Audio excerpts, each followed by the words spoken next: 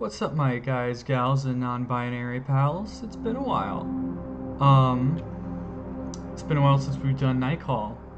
I've been supremely busy with college stuff and visiting family. So I have all the War Thunder stuff that I've had come out the past couple weeks. I did in one recording session. I did like four in like one sitting, partly because War Thunder's easy to record. But besides that, um, I figured it was time that I do another big recording session, and hopefully I'm planning on doing a lot more recording over the course of the week and getting a lot more stuff done, and hopefully I'll record enough to be able to do a double upload, where I upload like twice a week instead of once a week. But anyway, back to the Night Call. I don't know if I'll be able to do voices this time because frankly I don't really remember the voices that I was doing. But yeah, let's do this.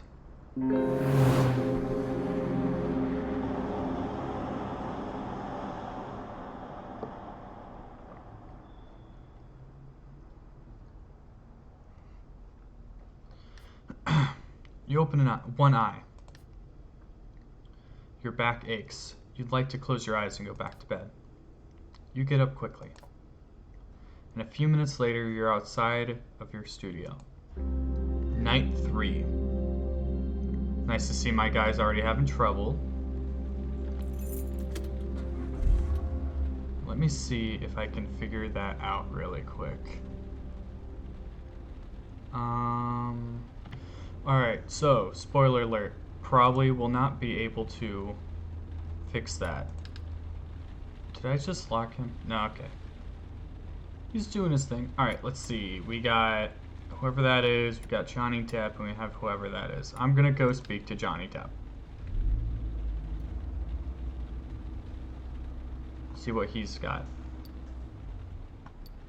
Porte Versalis. Peter DJ Watson Covello. Alright. The door opens and your passenger collapses into the back seat. His eyes are hidden behind a pair of large, dark glasses. His clothes reek of sweat and booze.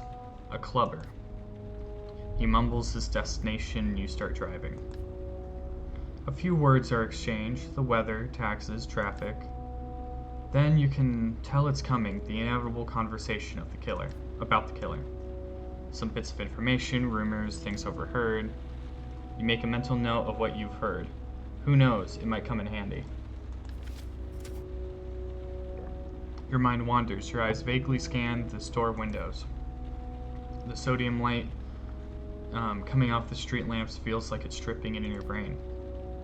You're falling asleep. You need a bit of music to keep you awake.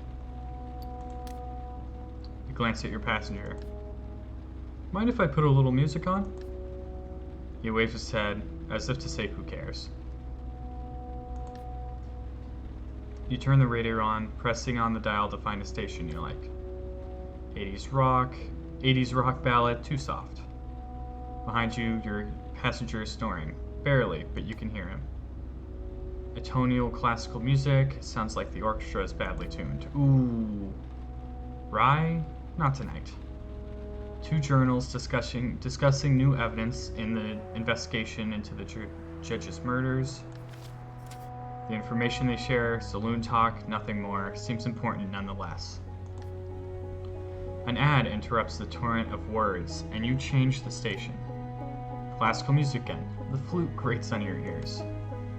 Electronic music. You like the rhythm, but just aren't in the mood. Stop.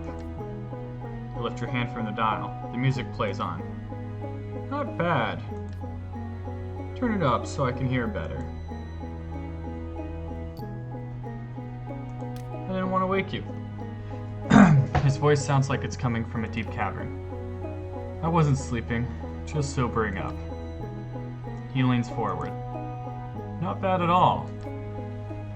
You hear the touch of an accent, probably an American, but someone who's lived most of his life in France. Keep it on until they say the musician's name. The music continues. There's something turning in the background, a persistent melody that gets higher and higher. Your client mumbles, "I bet." The song is coming to an end, and the announcer, in a piercing foghorn voice, throws out the name of a DJ you've never heard of. DJ Blunt. I knew it. He famous? Yeah, quite, actually. Taught that dude everything he knows. Everything. In '94, at a party at the Rex Club, there was this kid who started buying me rounds. He waves his hand around. A kid, no older than 17. I thought he was hitting on me. He chuckles. He would have been disappointed. He shakes his head. No, he wanted me to teach him how to spin. I told him no, but you can watch. And that's exactly what he did every week until we moved to the Osiris. He sold X to pay his way in. He briefly snickers. And now he's on the radio. Silence fills the cab. Weighted silence. You can tell your passenger's mind is spinning. You know what he did this summer? He was the opener for the soccer championship at Stade de France. It was Stade de France? It was huge. I wonder what people think if they knew he was selling drugs at 17. He lowers his voice a bit. If only they knew. The passenger clams up. You stare at your passenger and notice little details revealing how old he must be. The thinning hair on the top of his head, the creases in his forehead, his worn blazer that he can't quite fasten anymore, ran into each other in Ibiza 4 or 5 years ago. You almost jump at the sound of his voice. I was spinning at this little club. Yeah, really little, but it was something. He totally ignored me, of course. Even with those dark glasses, you can see how angry he is. DJ motherfucking cunt. Oh wow, he is really angry. He suddenly starts waving his arms around. He rummages through his pockets as he says, your radio. Can it take a flash drive? You glance at your radio. You don't really know what he's talking about. I don't know. No worries. He lays his phone on the space between the two front seats. Listen to this. This is what I play tonight. It's mine. He sets his phone to play. But you know, we're barely dancing. A drum machine playing a hard-edged beat in the background. They were talking, taking each other's picture. 4 notes start to dance in the cab. They barely touch, never kiss anymore. A perfect dance beat becomes progressively audible. All that, a purely electronic crescendo plays. It is over. There's a break in the music, synthesized strings calm the song down without slowing it down. At least, the song is getting intense again, explodes as your passenger drifts off. I got people dancing. The song keeps going for another minute, then stops. Your passenger doesn't budge. You drive to the rhythm of his snoring. The sound fills the cab. Ideas are bouncing through your head like they do every time you find yourself alone. This guy in the back seat is too old to be young. You look at your own hands. They look like they're suddenly aging in a time lapse. You close your eyes a second. Only a second. When you open them, you've reached your destination and have pulled over to the sidewalk. Tap your passenger's knee and he wakes up with a start. Shit, yeah? We're here, sir. Ah, yes, great. He rummages through his pockets and hands a few rumpled bills for fare. Thanks, I hope you like it. Silence. The music, I mean. My music. The song I played for you. I played you. I should have been the spotlight, you see? 15 minutes of fame. Just a minute of... He stifles a burp. You hear him mumble as he leaves the taxi. Those whiskey and orangutans really screw with my system. You see him stagger toward his building. It takes him several tries to get the door open. He finally disappears inside. You heave a long sigh. Okay, come on.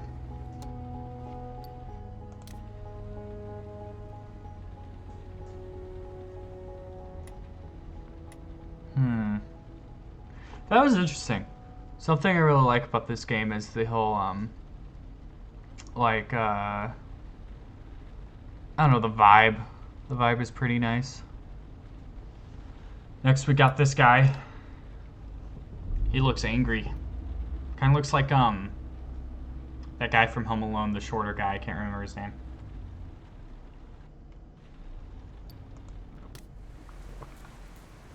Your passenger climbs into the cab and slams the doors shut behind him. Good evening. Plane St. Denis, please. He stops short, visibly sizing you up. Do you know where it is? Oh, he's one of these guys. Okay. You nod yes.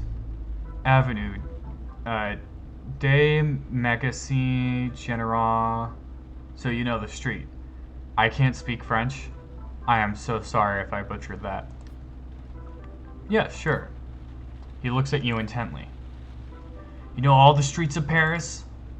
His question drips with disbelief. He knows kind of well the sort who you'd refer to as the Arab and not bat an eyelid. I don't like that. Yes, I do, monsieur. He seems hesitant. Well, then let's go. You start the cab. Clarence stares out the window as if hypnotized. You watch him in the rearview mirror. His face is familiar to you, his accent too, though you'd never be able to place it. It's typical of some rural region. Central France, perhaps? You take another look. That's it, you've got it. He was a contestant on one of those reality shows where farmers meet women. You'd seen him on a show a few weeks before. You'd watched it from your hospital bed with a distracted eye. But something about it had bothered you. The show was a masquerade, life in the country seen from a very Parisian and cynical perspective. Or point of view, either works. Full of scorn and contempt. Okay then, you figured out who I am? His remark and his accent brings you back to the present. Sorry? You've recognized me, right? So you can make fun of me now? Make fun of you? He shrugs. Yeah, like all those other people do out there. On their Tweety thing. Tweety? Takes you a second to realize he's talking about social media. I didn't mean to stare. He pauses. You mean, you don't know who I am? You hesitate before answering. I'ma be honest with him. I mean, I do, yes. Some kind of reality show, huh? Exactly. But why do people make fun of you? He heaves a long sigh, as if letting off steam. His drawl has become more pronounced. At first, the show was okay, and then I started seeing my face all over TV. On other shows, I mean. And then I find out the internet's been laughing at me too. There are those things, I can't remember what they're called. Moms, mams, mims, those pictures that move all by themselves on the damn internet. You have no idea what he's talking about. So I made myself a Tweety account to go and see what they're saying about me. Calling me a virgin and a Nazi, that I screw my cows too. Wow, the internet was not kind to him. He looks away as if someone else had spoken the words. They practically die laughing. A farmer who... He doesn't want to finish the sentence. So yesterday, I'd had it. I called my cousin to keep an eye on my farm, and I left for Paris. I'm on my way to see those TV jokers right now. 6 months ago, they said if there was any problem whatsoever, they'd take care of it. Well, there is a problem. His anger has subsided somewhat, his face returning to its normal color.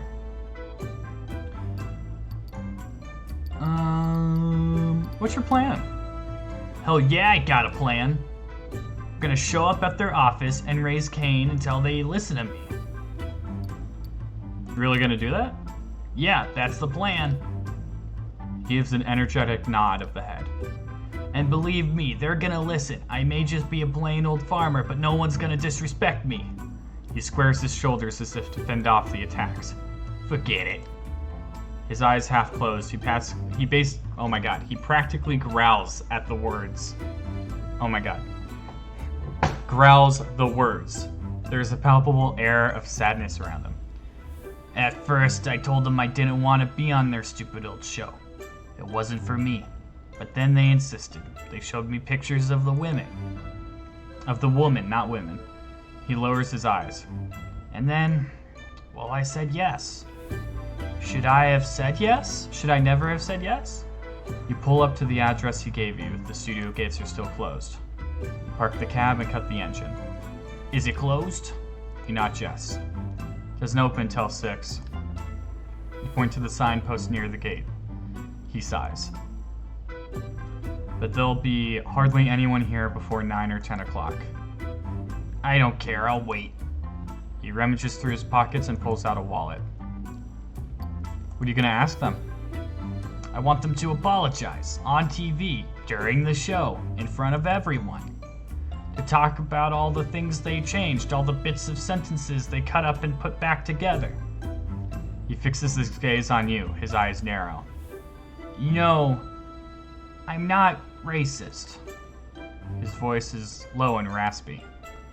Don't believe the show. I didn't mean what I said, and I didn't really say that stuff either.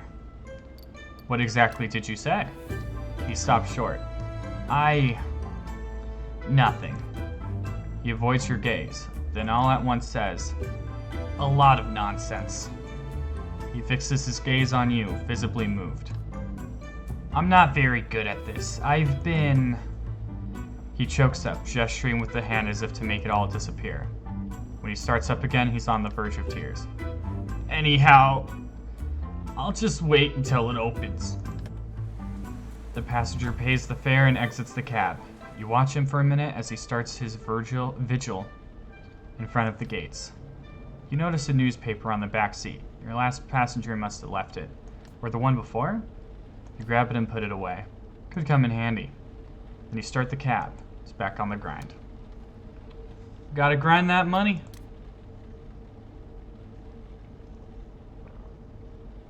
I feel for that guy. There's a lot of issues that oh, that one looks interesting. Alright, I'll go to this one. While we drive, I'll talk about it. There's a lot of cases nowadays where like things are just taken out of context so much that like you never really know. A policewoman crosses the street and freezes. She shines her flashlight at you. Okay. I couldn't read that whole thing. But like you never really know what people mean nowadays because of like different things that have been written or like videos that have been clipped. It's all a little weird, so I sympathize with the guy. I hope he gets the help he needs one way or another. I'm too drunk to drive. That's the voice I'm going with for this guy. I'm going Patrick Star. You pull up in front of the address at the central office gave you. A crepe joint? Quite a popular one by the looks of the line spilling out of the door and onto the sidewalk. You sit for a moment. The door opens and a group of 30-somethings comes into view. All the men and women dressed alike, sporty, running shoes, jeans, small shoulder bags. They're officers from the Paris Anti-Crime Squad in plain clothes. You sigh. They're brutish types. Ones who'd like to race, tackle, and clobber. Ones who'd ruin the afternoon you spent wandering around Paris in your teens. After a bit, one of them pulls away from the group and comes over to your taxi. He opens the door and collapses onto the back seat.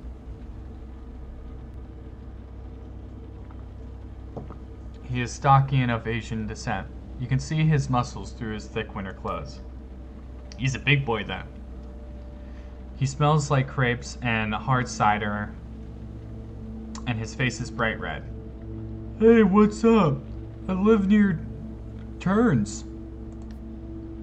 He chuckles as one of his colleagues rushes over to the taxi and pulls in an imaginary gun from his coat.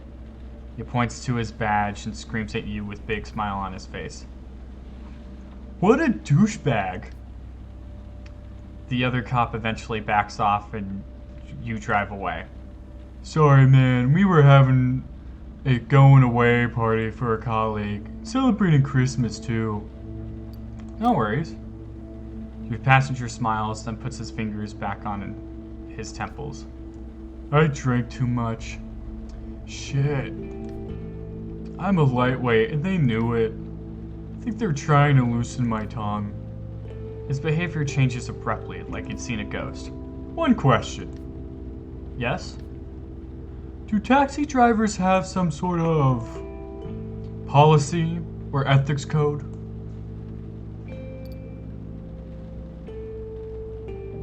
Not sure I understand. Like priests or doctors. If I tell you something, can you keep it to yourself?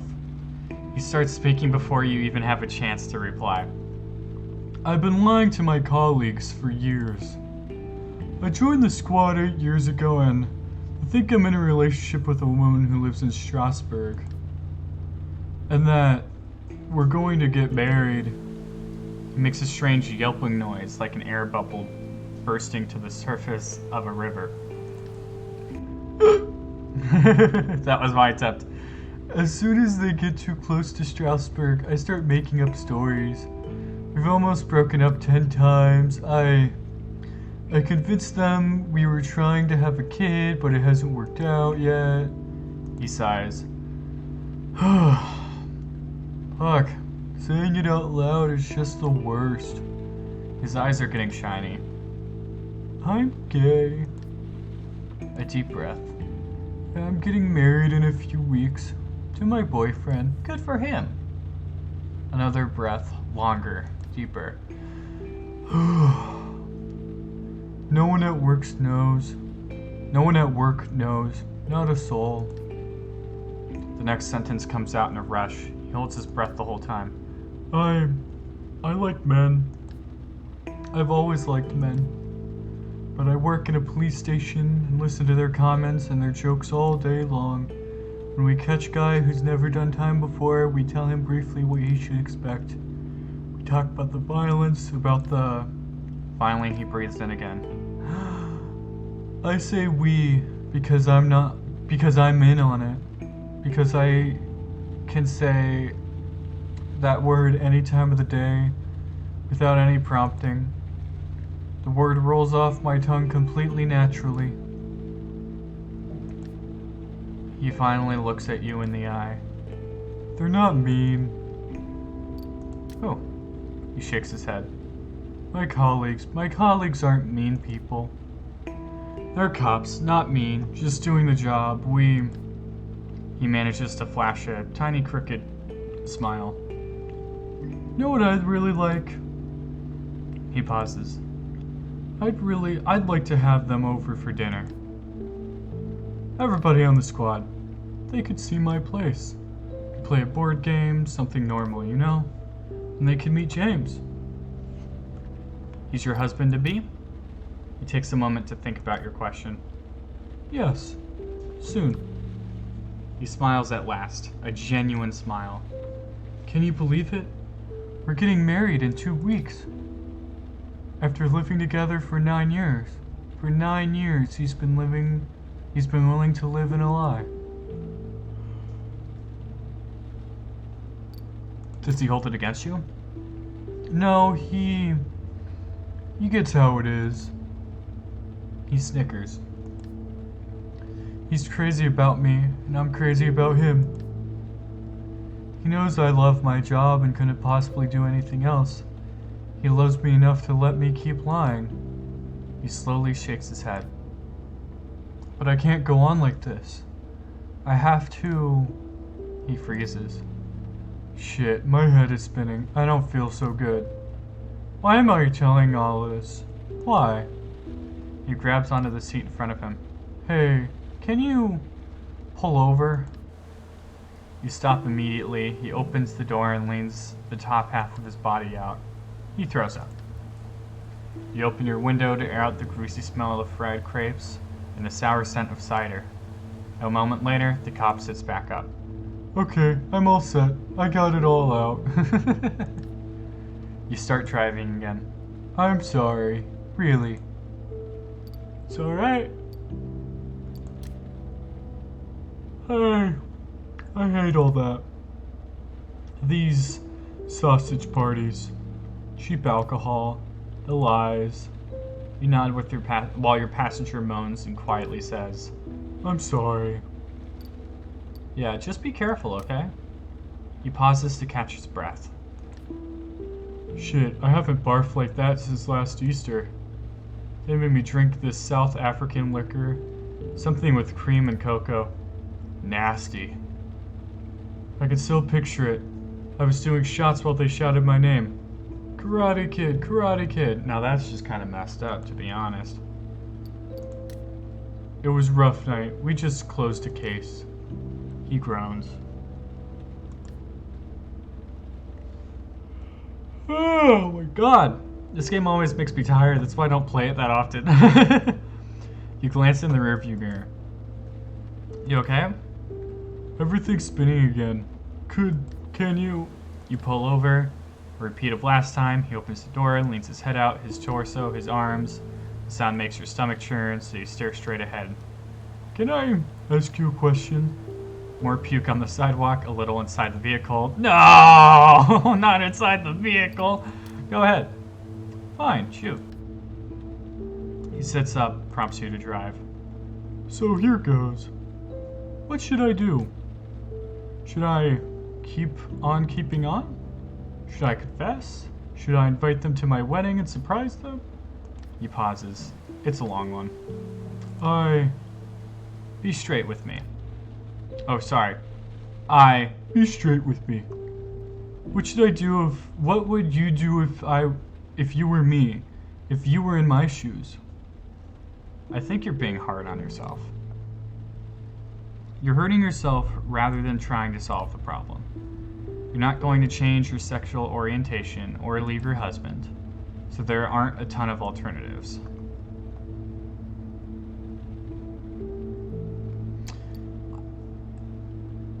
Who knows? Maybe what he says is true, and they just make messed up jokes. And hopefully after finding out that one of their friends is gay, they would stop making those messed up jokes and accept him for who he is. You have to tell them. Tell them? Wow, I've got to tell them. He looks at you in the mirror. Can you take me somewhere else, if you don't mind? I don't mind. My colleagues are at a bar. I'll go see them, tell them everything. If I don't do it now, then I'll never do it. A smile of relief spreads across your face. It's not just the alcohol talking? Yes. But I think it's about the 10th time I've gotten wasted this month. You're right. I'm hurting myself. She gives you the new address. I need to tell them now. I feel terrible, but I think I'll feel better if I speak to them directly. His headache is apparently back and has knocked him out a bit. You're used to having drunk people in your cab. Actually, the majority of your Saturday night passengers are drunk. I don't know how to tell them about this. From the tone of his voice, you can tell he's beginning to panic. I don't think I'm ready.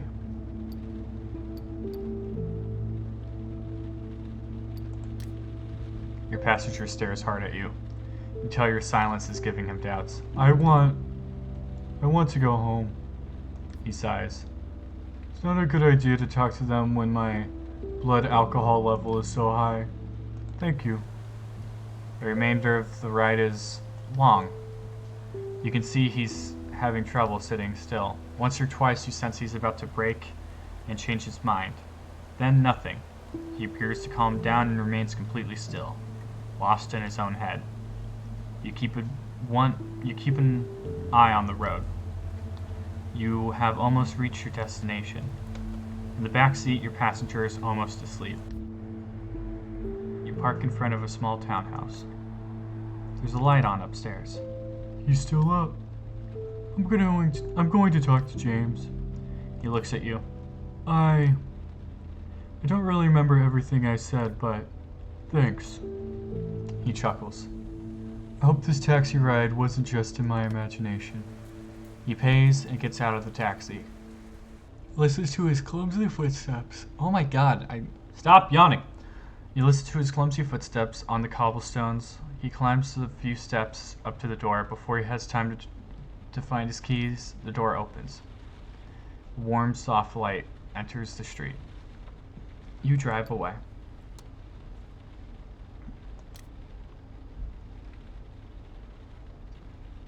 That was cute. I like that, actually.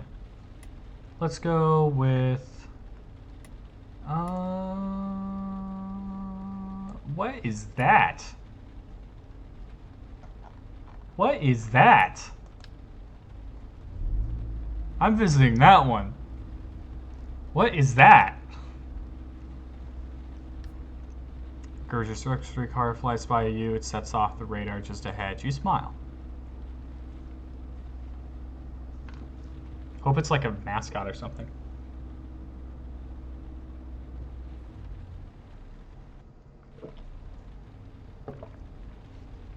Gambetta. Alright. Ah, shit, man. Your next passenger is holding a bow, which he inadvertently pokes in his eye while getting into the taxi. He leaps into the back seat, looks at you with a lost expression on his face. I'm supposed to be at the Gambetta bus station in less than 15 minutes. Your seatbelt. You run the first red light you come across. With a little luck, you'll get this kid to his bus. You can see him moping behind you. Shit. Was it really that hard to be on time, bro? Shit stain, you can't miss this bus. You just can't, man. Everything okay? Yeah, okay. This might sound a little crazy, but what do you think of my Gravia outfit? Gravia? Yeah, it's a race in a game. The bow, the helmet, the armor, you know, all that shit. It's very nice. Nice? Yeah, okay. But what do you think of it? Do you think it's lit? Yeah, it's very interesting. Interesting? I don't want interesting. He sighs heavily and droops on his head. Shit, all this for a chick? I'm so into her. I even started playing her favorite game, Lost Legend 5, to make her like me, but I look like a moron. He looks at the time on the meter. Chill out, man. You ever done something like this for a chick? Oh yeah, I definitely did some stupid stuff. Much stupider than dressing up. It's not dressing up, it's a cosplay. He turns his bow over. This is a cosplay for a convention? Yeah, in Belgium, there'll be thousands of cosplayers. It's pretty legit. Will there be lots of Graviers? Gravias. No, I don't think so. They're popular, but the costume is daring. You gotta flash your abs at everyone all weekend. I'm sure it'll be fine. You really think so? Well, it's daring, plus if you're the only one dressed like that. He takes a minute to think. You're so totally right. How could she not be into me?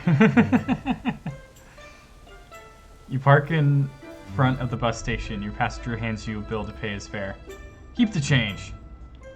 I've always wanted to say that. Good luck with his Gravier thing. Gravia. Yeah, thanks, man. A second later, he's running for his bus, his bow slung across his back.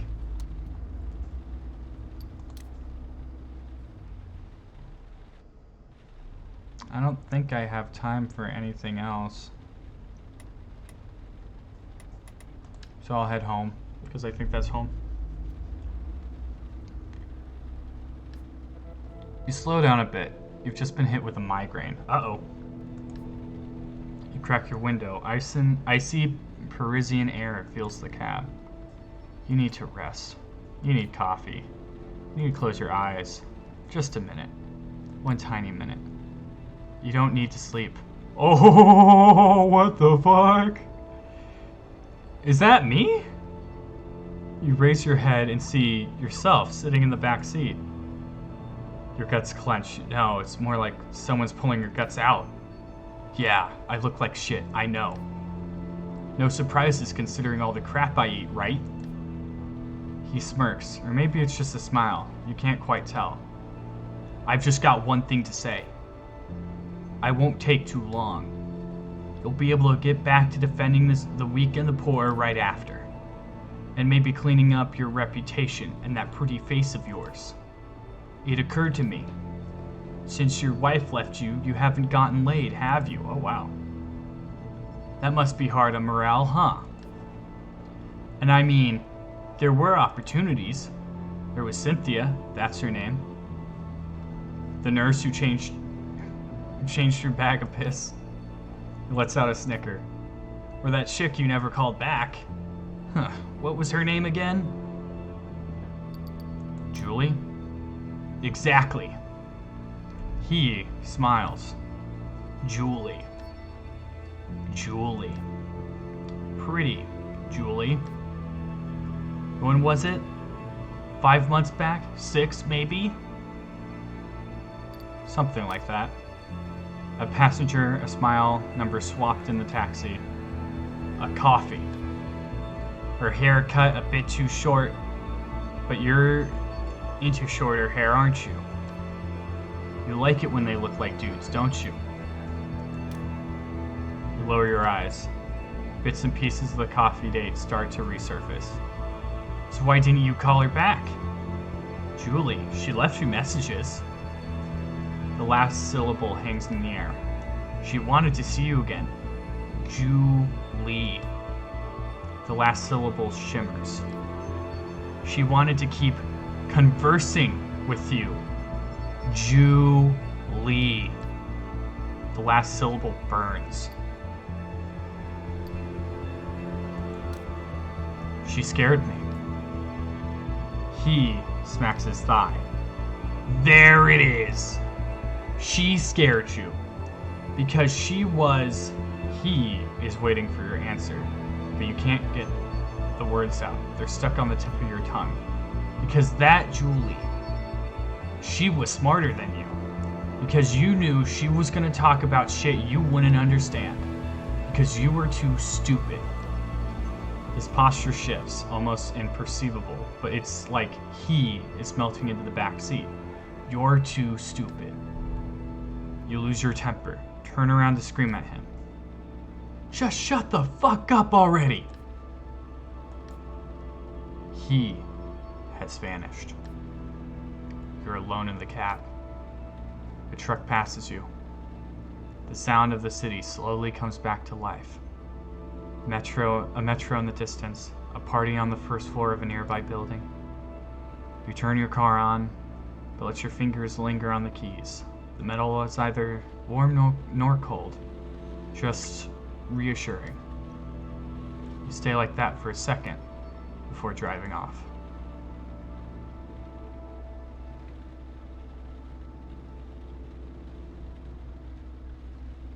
Wow.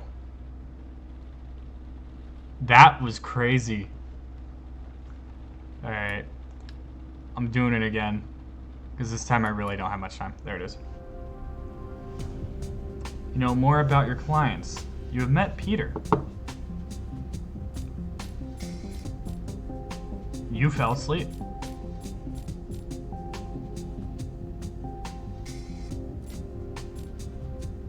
You have met Dennis.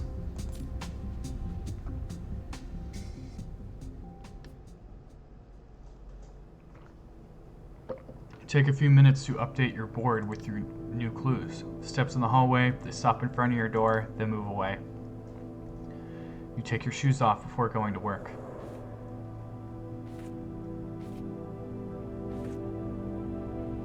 I think we're only ever given one, so let's... That one. That one. Not enough time. Okay, new clues.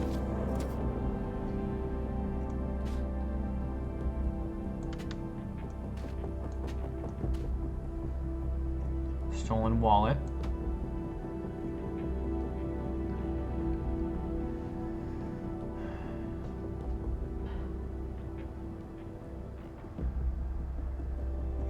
Oh.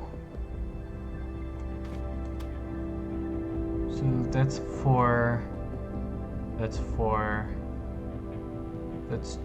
two. So far, it's looking like it's either Harvey, or Salim. It just occurred to me, was this the guy? Oh, okay.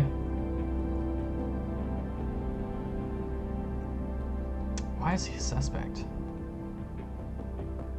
Bullet to the neck. Source cop.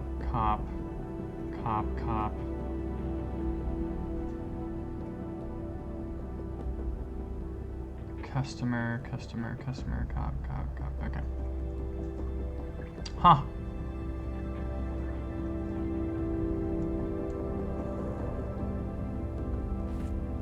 I'll have to do this one next time.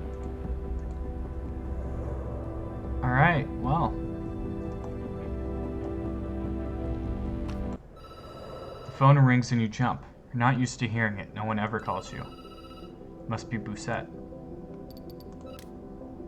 You pick up. Bousset sounds irritated.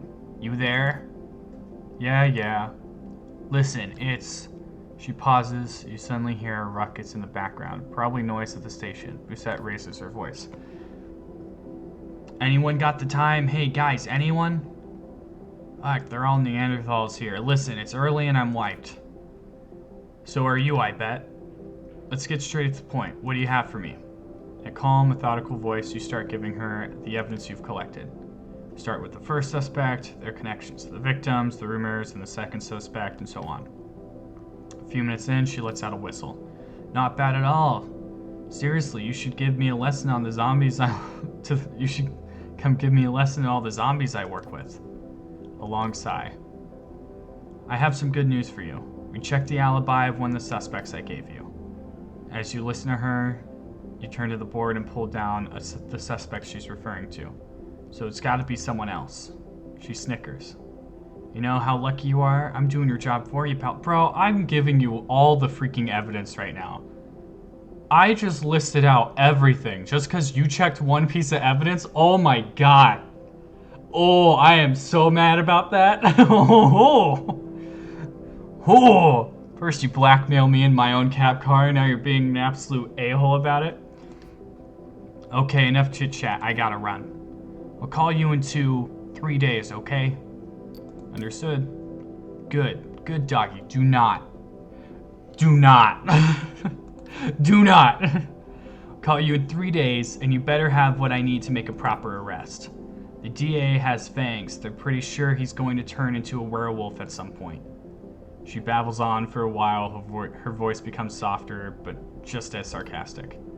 That would explain his terrible breath. Okay, I'm out. She hangs up. You hold the handset to your ear for a while. You have just one thing in mind. Sleeping. And forgetting it all. Okay, so it can't be him. That's awesome. With a heavy hand, you wipe your tired face. Slowly open the sofa bed and lie down. The events of today run through your head. The streets, the passengers, their faces, their problems. Your brain is running at full speed. Your body aches and you're in pain. You can tell you need to get some more rest. You glance at your investigation board. You hope you find some more information tonight, even as soon as you wake up. You shake your head and your mind wanders for a second. Your eyes close and you can feel yourself drifting off. Until you hear a voice break out in the distance. The cat is dead. And then, silence. You close your eyes without any idea where the voice is coming from. A second later, you're asleep. Whose cat?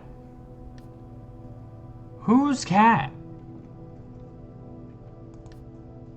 Someone flushes the toilet and you hear the pipe shake when you find the sound calming. Get up quickly. A few moments later, you're outside your studio. Okay. Whose cat?